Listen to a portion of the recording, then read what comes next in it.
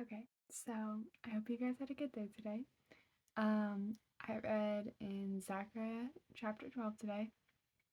And there were three verses that stuck out to me. The first one was verse 1, which says, "A pronouncement, the word of the Lord concerning Israel, a declaration of the Lord, who stretched out the heavens, laid the foundation of the earth, and formed the spirit of man within him." So what I wrote down is that our God created everything. Like, there's nothing that he didn't create, and it was all according to his plan. Um, and then the next verse was verse 9, which says, "On that day I will set out to destroy all the nations that come against Jerusalem." So what stuck out to me is that he will defend his people from their enemies. And then verse 10 also stuck out to me, which says that I'll pour out a spirit of grace and prayer on the house of David and the residents of Jerusalem. And they will look at me whom they pierced.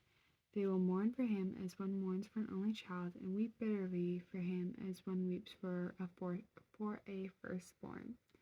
So what I wrote down from what stuck out to me about this verse is that this is kind of like, no, it is. It's a prophecy of Jesus' death on the cross because it says that he will be pierced and they will mourn him. And yeah, today's day is 61, and the title is Intentional Incubation. I think that's how you say the word.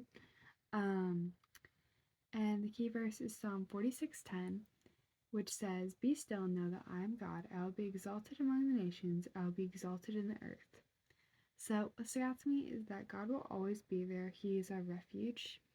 And in the lesson, it talks about how he instructs us to be still, lovingly but firmly, just as a mother speaks with both protection and passion to her offspring, seeking to keep him or her out of harm's way. God does the same thing to us.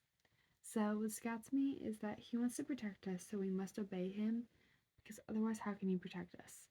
Um, and we also have to surrender to him. Um, and the next thing is that the next thing the lesson talked about is to stop, to unplug, to connect to our Messiah through the umbilical cord of prayer and serene communion. So God should be above everything. Like, you shouldn't be like, oh, I need to do something else. Like, I'll do my quiet time later. No, God should be first in your life, always and foremost. Anyways, I hope you guys have an amazing day. Bye.